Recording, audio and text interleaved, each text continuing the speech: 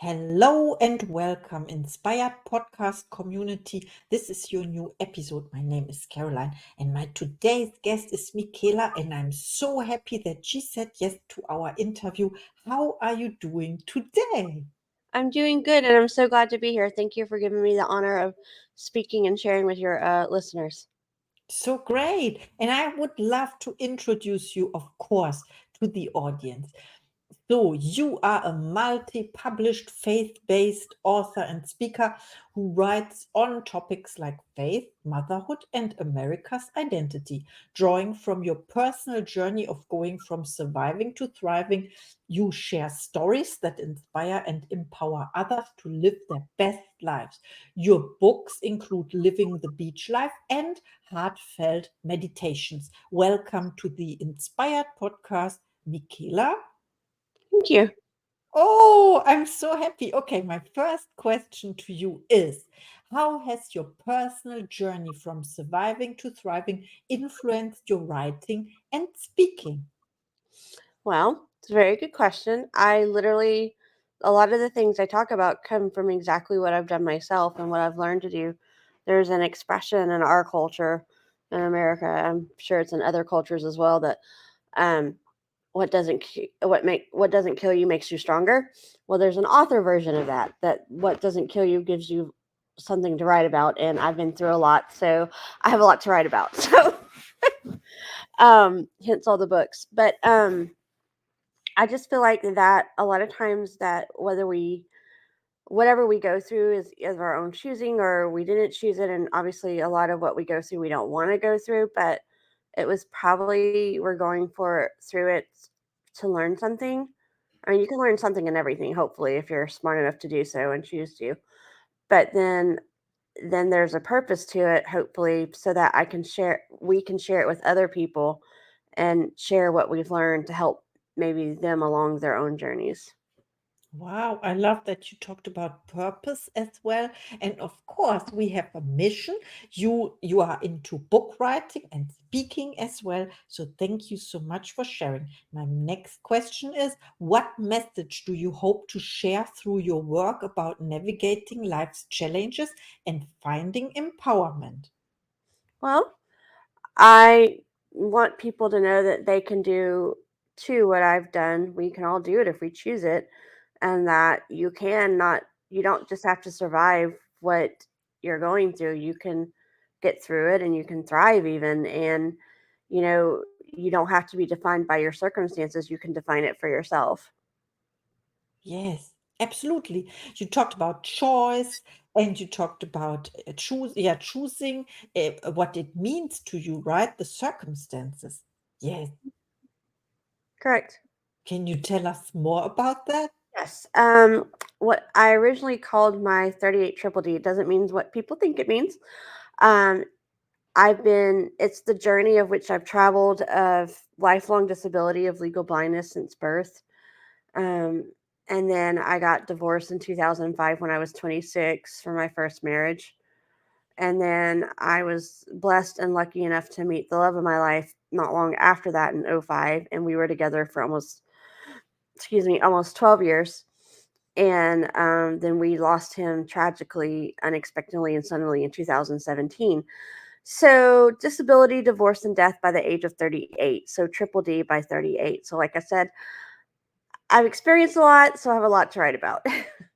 Yes, that's so true what you said. And I like the analogy you do from surviving to thriving, right? This is your motto.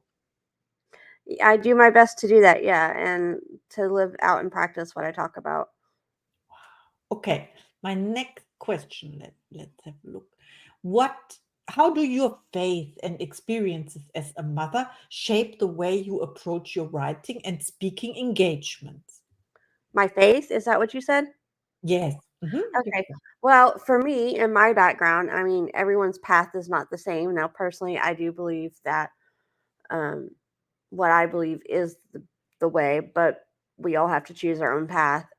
I come from a background of Christianity and um, believing in what, you know, the beliefs of that faith being in the salvation of our Lord Jesus Christ. That's always been my path. I've been a Christian longer than I haven't been in my life. So my faith started being an important part of my life even before I made my own personal decision because in our family, like I said, I've been legally blind since birth, but really what happened was I was born totally blind. And at 7 months old, even though it's impaired, I did in fact gain my sight. So I see when I'm not supposed to see. According to, I was born at, if anyone's figured out my age, I'm 45. So I was born in 78. So yeah, there we go. W- Obviously, in medicine today has come a long way, but we still don't know the answers. But it's definitely come a long way than versus where it was at in 78. Of course, I mean, that was, I'm afraid to say it was almost 50 years ago. I'm not sure I'm comfortable with that number yet, but I've got 4 years before I get to it. But so they didn't know why I was born that way. There's no medical evidence in my family. It's not genetic because my kids don't have it. So it was for most of my life considered a fluke and like weird and like a mystery. So no one knew why and that it happened or how that I was seeing again when I wasn't supposed to be because I wasn't born that way and no one knew what was going on. But in our family, we believe it was a miracle of God that I was granted my sight to see, even though it's impaired. And so I've lived with it my whole life. There'll never be a day where I haven't taken a breath or will take a breath where I haven't seen through what would be medically considered totally screwed up eyes. And like not normal. I don't mean normal because nothing's normal, like what's normal, but I mean medically, atomically speaking, from a clinical standpoint, normal.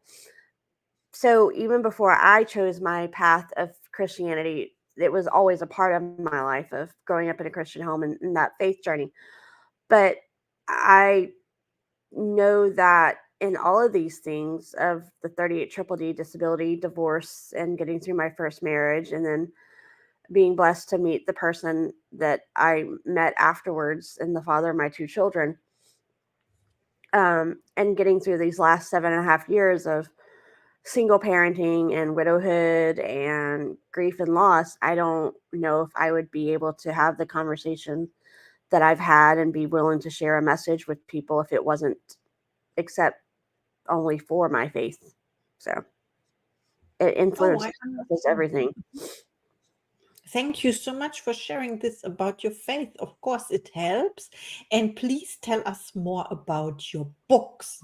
How is that going? When did you discover your passion for writing, if I may say this?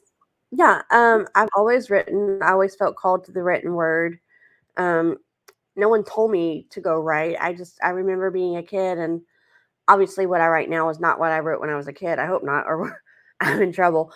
But and I was a little bit of an odd kid growing up. I remember being in the second grade and being upset about some. I want to say it was the Supreme Court decision stateside in America about how that would have been, I don't know, 86, 87 ish. And I was still in Texas at the time about how there was a Supreme Court decision handed down about burning the flag was protected by the First Amendment right of freedom of expression or speech or whatever. And I was totally annoyed and I thought I should tell the world about it. So I decided I needed to write an editorial in my local newspaper. First of all, what second grader thinks they need to write an editorial? Never mind about political matters. Like I said, I was a weird kid. And then I wrote my first poem when I was in fourth grade. So something in me has always felt called to the written word. And I guess I thought that me being so different that no matter what my life ended up looking like, now obviously I'm explaining this in adult terms. I didn't think this way when I was a kid, but no matter what my life looked like, they couldn't take my thoughts, they couldn't take my creativity, and they couldn't take my voice or my words. So as long as I had that, I could share with the world whatever I was supposed to share with the world. Yes, absolutely. I love what you said because it doesn't matter. It matters what you want and what your calling is. And when you are called to write and to tell your story, then this is your way, your path, right? Yep. Wow, I love that. So, about what are your next projects concerning the books? Is there a new book coming out Oh or? yeah, there's always something going on. I can never just do one thing. I gotta try and get two more books out this year. Hopefully that'll go well. I gotta get back on track with that. And then I am currently turning my attention to the first book that needs to come out in 2025 of what will be the third book in my religious faith series, but I've decided it needs to be part two of the last book that came out this summer, The Ripple Effect. So that'll be part two of that. And so I'm writing on that right now. I juggle currently 5 to 6 series. So I'm always writing something. And probably by the end of the day, whenever that happens, I'll probably have 8 series built out. So I have lots of things that need to come out in 2025. Probably people often ask me like what book should we start with or what's your favorite book. I can't say that I have a favorite book because I'm passionate about all of them and I think they're all important or I wouldn't write them. Why would I waste my time if I didn't think they were important, right? So I can't say I have a favorite, but if there's a book that you really want to know what it's like to be Michaela Cox and travel the journey that we talked about on this interview, is the first book in the Now I See series, because I literally write about my life and what it was like to grow up with a disability and then go through a divorce and then, meeting my husband and then learning of his death and all the things. So that's a great place to start. And then as I have traveled my own journey the last almost 7.5, well, now it has been 7.5 years now that I think about it. I realize today's the 8th, so it has been 7.5 years since he passed. But it's one of the hardest things to go through, grief and loss. And so I've kind of, and learning, there is no roadmap. You have to kind of create your own. So as I'm literally traveling and walking through this journey, and it's always changing, I kind of written my own roadmap. And I felt like that it would be useful to others who are going through grief and loss. But then again, it's kind of universal in the sense that if you make the decision that I've made to be a person who wants to overcome and not just survive but thrive, once you make that choice, yes, each obstacle and my tribulations or struggles won't be the same as someone else's and vice versa. And the idiosyncrasies or the ins and outs of each struggle, whether it's a disability or a medical diagnosis or illness or a relationship thing or a financial thing or whatever it is, those may individually be different and have their own things to contend with. But the idea of overcoming is the same thing no matter what the mountain that you're trying to overcome. And so once you make that choice, it's the same skill set. And I discovered that after losing my husband, because a lot of the things that I speak of in this next book series I'll be mentioning in this, where I'm going with this conversation, is I learned at an early age with a disability and someone who was taught to never quit, never give up, never stop, and do your best and see where it takes you. I learned these things as a child. Now, I didn't know to call them what I call them now as a child, but they're the same things. And so when I got divorced, I applied them to when I wanted to go and create a new life for myself. And then when I was wondering and kind of swirling and whirling in a sea of a new life storm of grief and loss and single motherhood and widowhood, and my children were 6 and 3 at the time. Now I have a high schooler, God help me. Um, Freshman, that's new territory. And then my son, who is 11 and finishing up elementary school this year. But at the time, they were 6 and 3. And so while I was kind of just trying to figure out what next, I thought, well, I may not know what this road looks like or what life is supposed to look like, but I know how to get through it. I just apply the same steps that I've done earlier in my life. It's kind of like muscle memory. And so the things that I've used and that I write about in my Finding Grace Through Grief series, I decided to write because while yes, I talk about all this in the Now I See series, I felt like for the grief and loss part, sometimes you need something more tangible and practical to really kind of like, okay, what now? And since I've been, no, I don't have all the answers. I've never said I've had all the answers. It's not about I know everything. It's more about I can at least share what I've learned so far. And I do plan on hopefully still learning, but I can share at this point what it is. And I hope it helps someone along their way. But I felt like in the Finding Grace Through Grief series that I could present the roadmap that I had created for myself and hopefully point someone in the direction towards living their best life and not just surviving but thriving, and they could utilize what I consider to be universal, the things that have helped me through all 3 of my triple Ds and that could hopefully help someone else in their own, whether it is grief or loss, which it is in fact how it is in the context of which I wrote it, but it's still applicable to lots of other things in life. Wow, I love what you just shared. Thank you so much. So that means when you went through one thing, it helps you going through another thing because you learned the methods and how to apply it to your life. And yeah, you said you learned this at an early age already. And I love how you talk about the roadmap. You created the roadmap to your life. I love that. At least that's how it worked for me, and it served me well so far. And also, when you said to help one person going through this as well, and people are different in grieving, I know, but I think it helps because they know they are not alone, right? Correct. Grief Mhm. and loss can be very lonely, but just because it feels lonely and can be a lonely journey doesn't mean you have to go it alone. And those two are very different things to make. It's an important distinction. Yes. Because Wow. I think So, people feel like when they're lonely, they feel like they're on their own and they don't have anyone. And that's not true, although it can feel that way.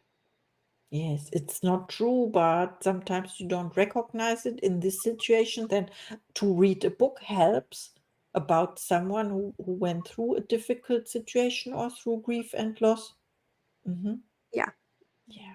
Wow. Thank you so much for sharing. It was a great interview, a great story. Of course, I have another question for you about. I asked already if you planned a new book, but what about other projects? You are a speaker as well. What are your next goals, so to say? Well, I've done my TEDx talk back in fall of 2023. So that was a major kind of bucket list. I wanted to do it for myself. And I felt like a great platform to get my message out to a lot of people, kind of work efficiently for one thing. I love doing podcast interviews because it's an easy way to get my message out there. And, when legal blindness and driving don't need to go together, that's not a good thing. So I do a lot from home. So I can very easily still be there for my children and still share my message in an easy format that works for my life at this phase of my life. I do believe that at some point, once my kids are grown, that I could see myself maybe actually pursuing more actual speaking engagements. But being a single parent, I feel like it's important that I stay home as much as possible and do what I need to for my family. So I like the fact that we have this amazing avenue of sharing messages globally through technology. So it's like I'm still speaking, but I'm still home, also juggling correctly what are the important things in this phase and stage of my life. I will keep writing. Probably one of the biggest things that I'm trying to figure out right now is, like I mentioned, my book series, Finding Grace Through Grief. I want to turn that into, I haven't quite put my finger on it yet, and that's kind of where I'm at a crossroads with it. But I would like to think that it could be a course at some point, or maybe a coaching program at some point. But I'd really like to focus on maybe making it be, I don't want to say the word Bible study, not that it isn't faith based, but the term Bible study is, I'm using more loosely. It's more of a group setting to help people work through the material for their own journey to apply it. And I would really like to figure out how to get that off the ground. And I'm trying to pursue my options in that respect. And so that's kind of where my attention is right now, other than writing and, oh, being a mom to two kids, no big deal. Wow, you have a lot planned, a lot, many projects. Thank you so Yeah, much for sharing, of course. And please, people, reach out to Michaela. She's amazing. She has so many nuggets to share with us, of course. And now is time for your final thoughts to the audience, and please include where we can find you. of course. I have final thoughts. I always have lots of thoughts. I mean, I am a writer. I have lots of thoughts. They go on the pages, of course. But I would say two things to two different audiences. For anyone in your audience who is going through grief and loss and experience that, I would say be kind to yourself, give yourself lots of grace, and be gentle with yourself. It is a process, it's a journey, and it's one that you have to find your own way and be comfortable with the path that's right for you and no one else. And no one can really tell you how to travel something, especially if they've never been through it. So give yourself grace, be gentle, be kind, and know that it is okay to not be okay, but know that you will find the way that's right for you. And that's all that really matters. And in more general terms, for any and everybody, I would say that life is short. There is no promises and no guarantees that there is a tomorrow. And so we get one chance to live this life. So choose well and give it your best shot so you can live your best life by not just surviving, but thriving. Wow, what a great message. And Thank you you. can find me at, before I forget, because I'm bad at that, I get in my head about all the important things I want to say, is all my books are on Amazon, and my website is myheartfeltmeditations.com. I love that. Okay, I will check it out, of course, and please check it out, dear audience. We are so inspired today. It's not about surviving, life is short, it's about thriving. It's to create a roadmap for yourself and then live your purpose, right? Yeah. Thank you so much for this interview. Well, thank you for having me. I hope it was beneficial to your audience. Yes, and see you in the next episode.